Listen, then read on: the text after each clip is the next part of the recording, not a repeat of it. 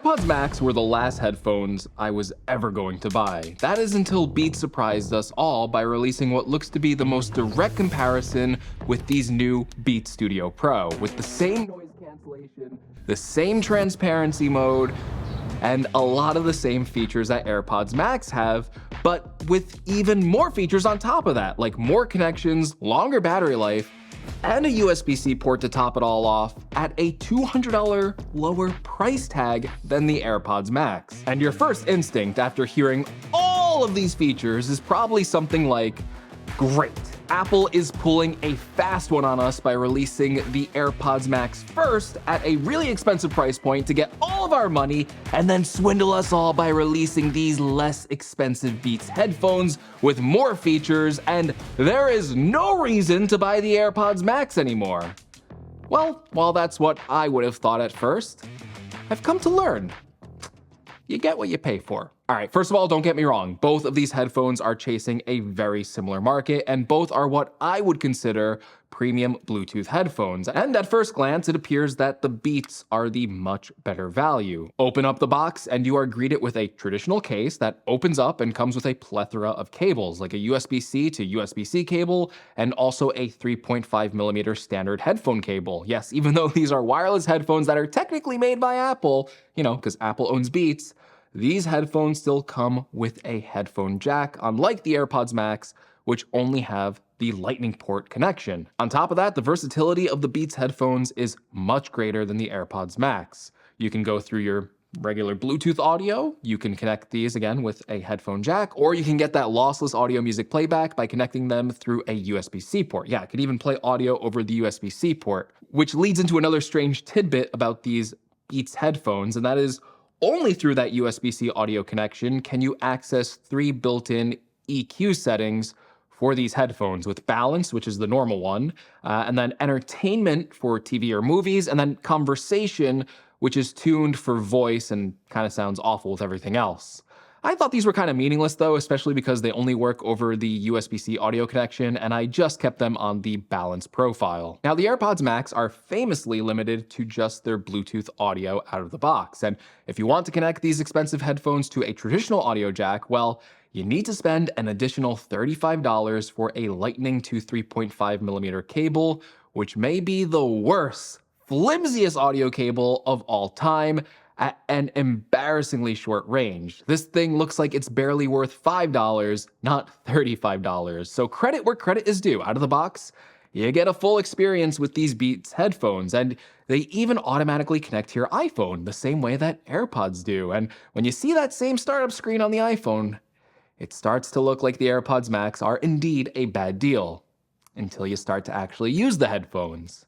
Because the first thing I notice when handling these Beats headphones is just how creaky and plasticky these things are. It is really annoying. Like, the build quality on these, I guess, is solid for plastic, but the amount of creaks and clicks and stuff when you make any sort of little adjustment to these headphones, it downright drives me insane. Like, here, let me grab these AirPods Max. Almost no creaking or sound. Like, yeah, if I like really do that or something, if I hit them together, they make a sound, but just handling them, silence. It's beautiful. And the AirPods Max are like a world of difference in build quality. These are solid, like hands down, the best build quality that I have ever seen in a pair of headphones. Then, yeah, they're made from actual aluminum, and, you know, they got a nice mesh fabric cup. They have precise telescoping arms, so they not only look better than these Beats, I think these look kind of boring, they feel a lot better too. Granted, the Beats headphones, see, that's solid. Granted, these Beats headphones do have some advantages with that plastic build.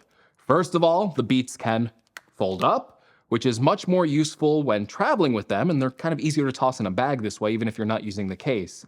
Another advantage where I think the AirPods Max falls short is at the gym. So I see a lot of people using full-blown headphones at the gym, and while I prefer to use something even more portable like AirPods Pro, like I personally never wear over-the-ear headphones at the gym, I wouldn't want to sweat in a pair of AirPods Max. But if I brought these Beats, you know, Studio Pro to the gym, I'd feel a little bit more comfortable using them. Like, these look way too premium to bring to the gym.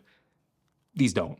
Finally, these are lighter than the AirPods Max as well, which may help with general comfort after prolonged use. Although honestly, after wearing both of these headphones for about an hour, I feel like I experienced around the same amount of headphone fatigue. And that's where the advantages for the Beats start to end. And they are advantages, and they're good advantages, but I overall preferred the way that the ear cups felt on the AirPods Max. They felt more breathable and fit over my ear better than the leather cups did on the Beats. And on the AirPods Max, they are magnetic and easy to replace, while on the Beats Studio Pros, these ones are attached permanently.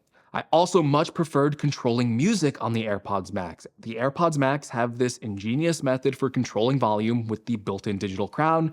You just rotate it and you can turn the volume up or down, and that analog movement is very, very satisfying for fine-tuning audio. And if you want to play or pause, you can just press on the digital crown to skip between tracks. So you can press once to play and pause, you can double press to skip, and then you can triple press it to reverse tracks. Beats headphones rely on the button method. You know, that's kind of standard, right? They have a button on the side of the headphones, but you can kind of already see where my complaint's gonna be, right? These are, again, loud and creaky.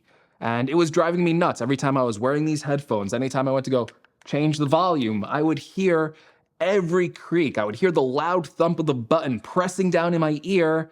And, you know, just feeling that on my head was unpleasant. So I much preferred the method of changing that audio with the AirPods Max. Like, I love this digital crown. I think this is so nice. It is, in a strange way, it's kind of like a killer feature on AirPods Max. I just love this thing. This was like amazing. I also didn't like the experience of switching between the active noise cancellation and transparency mode on the Beats headphones, which are tied to this little power button over here, and they require a double tap to switch between those modes, where on the AirPods Max, they have a nice dedicated button that's very easy to hit for switching between those modes. Now, when in use though, the noise cancellation works great on both pairs of headphones. Both of them blocked out a lot of the ambient noise. Both of them blocked out the sound of the TV when someone was playing it. However, I would give the edge to the transparency mode on the AirPods Max. It felt more natural to me, whereas on the Beats headphones, it felt a little bit more noticeably artificial. But what about the big one? What about sound quality? Well, these Beats headphones are promised as coming with new 40mm drivers to deliver exceptional sound. And listen, I am far from an audiophile, but I did like the sound coming from the Beats headphones. And I thought particularly it had a pretty good low end. But sometimes it could make the music a little bit more muddy than the AirPods Max would, I would say. And I would say the AirPods Max just had better dynamic range and a more balanced mix of sound overall, especially in like the mids and highs, than what I was used to on the Beats headphones. But again, I gotta be honest, I did like the sound on both of the headphones, and I wouldn't say the Beats sound awful, just not as good as what I'm used to on the AirPods Max. But I feel like that can kind of be forgiven, given the $200 lower price tag. For total battery life, I think both of these headphones are pretty close, with the AirPods Max getting about 20 hours of battery life with active noise cancellation or the transparency mode active, while the Beats get 24 hours or 40 hours with these features disabled. I think the strangest thing about the Beats headphones though is even though they are made by Apple and they have a lot of the same features as AirPods, like the instant pairing, they technically don't have an H1 or an H2 chip in them, meaning that some of the features like auto switching between devices just isn't possible on the Beats Studio Pro. And they don't have things like automatic head detection. So if you're playing something and then you take these off, it'll still keep playing on the Beats, whereas on the AirPods Max, if you're listening to something and you take them off, it'll stop playing. But even though those sensors aren't there, and even though like that auto switching isn't there, again, these can still, be set up just by turning them on, and it pops up on your iPhone, and they auto sync on iCloud, so they're available on all your devices, and they still appear in the iOS settings. Like, you can access all the controls, you can switch between noise cancellation or transparency mode. Like, they act like AirPods, but without the built-in Apple chip, and I think that is really, really strange. Like, did Apple put some unannounced Apple chip in here that we don't know about? I really don't know. It's just a strange situation all around. Now, you're probably at this point in the video and you're listening to my complaints about the Beats Studio Pro, and you're listening to, the difference in features, and you probably have the opinion of, Greg, these headphones sound okay, they have a lot of features, and they're $200 less than the AirPods Max, so I don't care about the build quality, I don't care about the other weird little tidbits. Why should I get the pair of AirPods Max over the Beats Studio Pro? Like, is there still a reason for the AirPods Max to exist? And I want to reiterate, I kind of had that same thought before making this video. I thought that I was probably gonna pick these up and recommend the Beats Studio Pro to everyone because it's a $200 cheaper version of the AirPods Max. But don't be fooled. These are not the AirPods Max. These are not even AirPods Max killers. The AirPods Max still have features that make sense for the amount of money you're paying that lead to an overall more polished experience. Like, they're much smarter than these Beats headphones. They have a lot of features that the Beats headphones don't have. I think that they sound better, and they have an insanely good build quality with premium materials that make using them, at least in my eyes, a more premium experience than the Beats Studio Pro. Now, that doesn't mean the Beats Studio Pro aren't worth it. Again, this is a $200 price difference. I'm not going to spend your money. And especially for headphones, a $200 price difference, that's huge. And if you're an Android user, right, the Beats Studio Pro are gonna play way better with your Android phones. Like, Android phones have USB-C on them and iPhones don't. And there's even a few exclusive Android features that the Beats have that play well with Android. So for some people, whether you're an iOS user or an Android user, these Beats Studio Pro, they make sense, right?